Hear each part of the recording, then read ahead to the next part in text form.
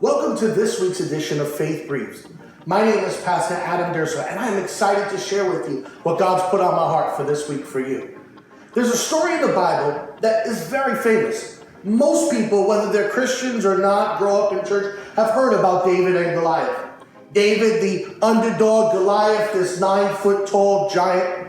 What I'm interested in is the process that David goes through to get to the moment where he's going to face the giant. Because I believe that in your life and in my life, everything that takes place is leading us up to a moment so that we can slay giants.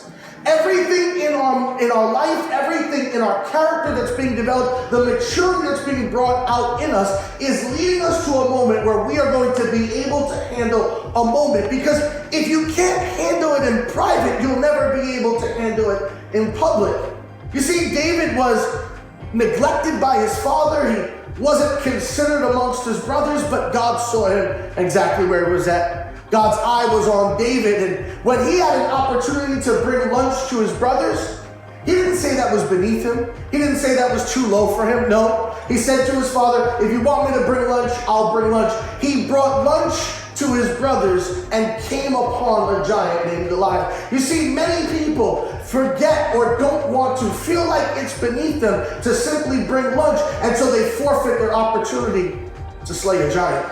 You see, our opportunities come in the minor, they come in the everyday, but God can take the ordinary and turn it into the extraordinary when you honor him and when you obey him.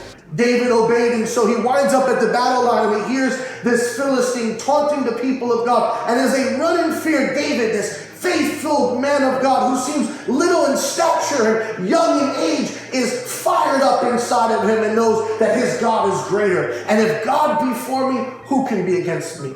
You see, no matter what the odds are like, you plus God always make a majority. And when the king asked him, how are you going to take out this giant? Here's what David said. David said there was a day I was watching out over the sheep, and a lion came and snatched one of the sheep, but I grabbed the lion by its hair and I killed him and I took the sheep back. And then there was a bear and I did the same with the bear. And the God who delivered me from the paw of the lion and the paw of the bear will deliver me from this Philistine also.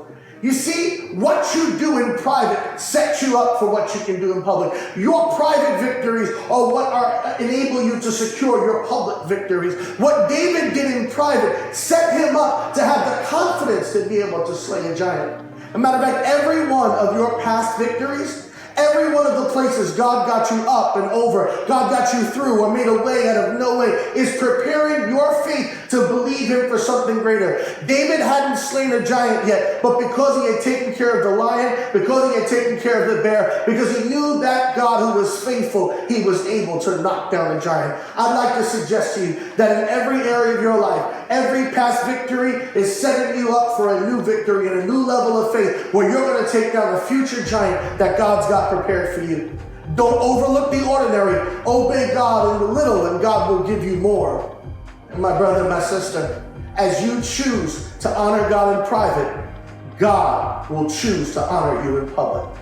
Continue to journey with us at faithbriefs.org. Continue to watch out for us on Instagram, Facebook, Twitter. You're a giant slayer, and everything in your life is leading you up to this moment so you can knock down a giant just like David did. God bless you.